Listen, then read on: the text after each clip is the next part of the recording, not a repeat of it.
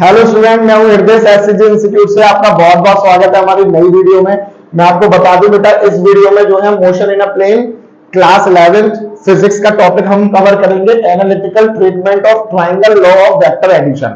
देखो, सबसे पहले आप ये समझो कि स्केलर और वेक्टर क्या होता था। स्केलर क्वांटिटीज वो होती थी आप जिनको नॉर्मल अलजेब्रिक सम से ऐड कर सकते थे, लेकिन जो वेक्टर क्वांटिटीज होती हैं उनके लिए हमें एक स्पेशल तरीका निकाला, triangle law of vector addition. दूसरा भी मैं बताऊंगा, लेकिन इस वीडियो में हम सिर्फ और सिर्फ ट्राइंगल लॉ से ही वेक्टर का एडिशन करेंगे।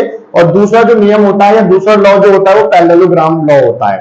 ठीक है, वो हम बाद में डिस्कस करेंगे नेक्स्ट वीडियो में। सबसे पहले समझते हैं बेटा, लेट सपोज मैंने क्या किया, यहां पर मैं क्या नाम है जो दोबारा से पिक्चर बना रहा हूं, क्योंकि इसकी पिक्चर इसमें अभी हम कुछ कर नहीं सकते। लेट सपोज हमारे पास क्या है, एक वेक्टर है, ठीक है, जिसका नाम दिया मैंने ए वेक्टर। क्लियर हो गई ये बात।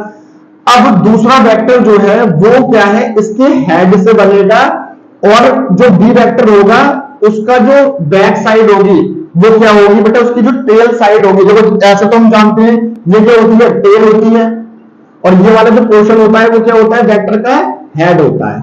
क्लियर हो गई। तो ऐड करने का जो तरीका होगा वेक्टर को, वो क्या होगा, मान लो ए वेक्टर था, उसका जो हेड है वो बी वेक्टर के क्या होगा बेटा, टेल से बिल्कुल चिपका हुआ होगा। ठीक है, तो जो हम ऐड करेंगे तो वो एक्चुअल में एडिशन जो आता है ना, एडिशन ना बोल के हम बोलते हैं बेटा उसको क्या, रिजल्टेंट। तो रिजल्टेंट कुछ इस तरह से होगा, मतलब आर। तो हम R vector is equal to क्या हो जाएगा, वेक्टर ए प्लस में वेक्टर बी। तो इस तरह से हम किसी भी दो वेक्टर को ऐड कर सकते हैं। अब देखो कैसे रिजल्टेंट क्या निकल के आएगा समझना। तो यही वाली जो पिक्चर है वो मैंने यहां पर बना रखी है, परंतु क्या किया है कि यहां से परपेंडिकुलर डाल दिया है। ठीक है, तो आप अब इस वाली पिक्चर में देखो, बड़ी वाली जो पिक्चर है, तो इस पिक्चर में आपको क्या दिखाई दे रहा है बेटा, कि एक वेक्टर लिया हमने ए, दूसरा वेक्टर लिया हमने बी, और इन दोनों का रिजल्टेंट निकाल दिया बेटा आर वेक्टर बराबर में ए प्लस में बी। बहुत अच्छे से क्लियर हो गया।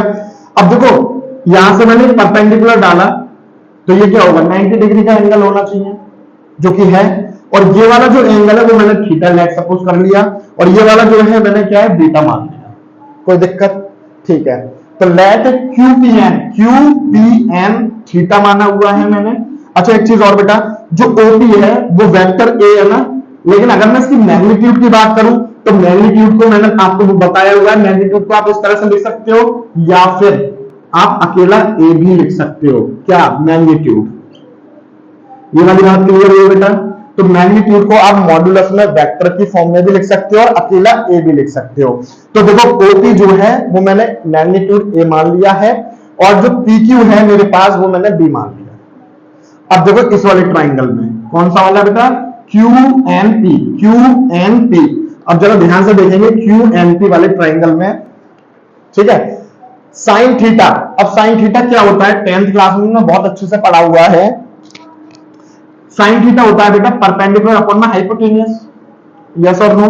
तो परपेंडिकुलर क्या है बेटा, क्यू एन है या नहीं है, तो क्यू एन लिख लिया मैंने।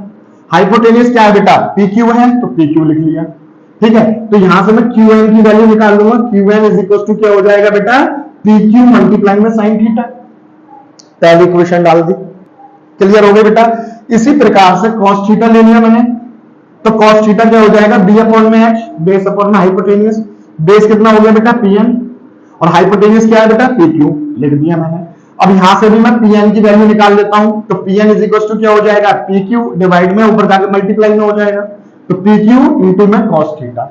ये डाल दी मैंने दूसरी इक्वेशन। अब जरा एक चीज और समझो बेटा, जो pq है, pq क्या है, एक्चुअल में b है, तो इसको मैं ऐसे करके लिख सकता हूं बेटा, qn is equal to b sin theta, yes और नो। अब ये जो pn है, pn में क्या आ रहा है, pq आ रहा है, क्या आ रहा है बेटा, pq आ रहा है, तो इसको भी pq की जगह आप क्या लिख सकते हो, b लिख सकते हो। तो इसको क्या लिख सकते हो आप, pn बराबर में b cos थीटा लिख सकते हो या नहीं लिख सकते हो, यस और नो।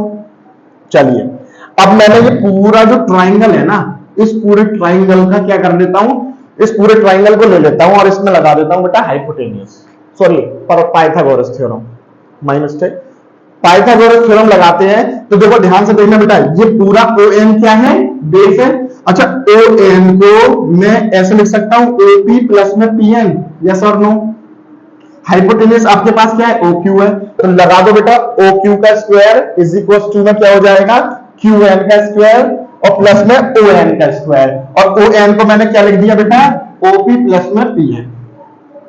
और क्यू एन की वैल्यू क्या आई थी बेटा हमारे पास, क्यू एन की वैल्यू आई थी पी क्यू साइन थीटा, लेकिन मैंने लिख दिया बी साइन थीटा, कोई दिक्कत तो नहीं है। और इसका होल स्क्वायर था तो मल्टीप्लाइंग में तो बी को भी स्क्वायर मिलेगा और साइन को भी स्क्वायर मिलेगा, तो क्या हो जाएगा B square sine square theta.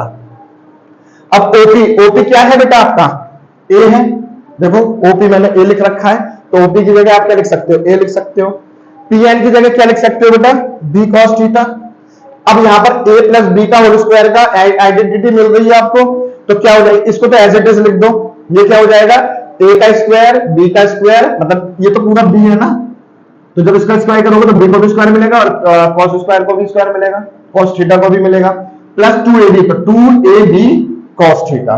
ठीक है, चलिए अब आगे देखो बेटा, b square sine square theta और b square cos square theta में मैंने बी स्क्वायर कॉमन ले लिया, यहां पे लिख देता हूं बेटा इसको, इस वाली टर्म को, क्या था b square sine square theta plus में b square cos square theta, ये लिखा हुआ है। सिर्फ इन दोनों को देखना जो जिसको सर्कल बना हुआ है। ठीक है, चलिए यहां से बी स्क्वायर कॉमन ले सकते हो, अंदर क्या बचेगा बेटा, साइन स्क्वायर थीटा प्लस में कॉस स्क्वायर थीटा, तो साइन स्क्वायर थीटा और कॉस स्क्वायर थीटा क्या होता है 1, तो मैंने यहां पर लिखा रखा है बेटा बी का स्क्वायर इंटू में 1। अब क्या बचा आपका बेटा, ए स्क्वायर बचा, ए स्क्वायर लिख दिया, 2ab cos थीटा बचा, 2ab cos थीटा लिख दिया, कोई दिक्कत।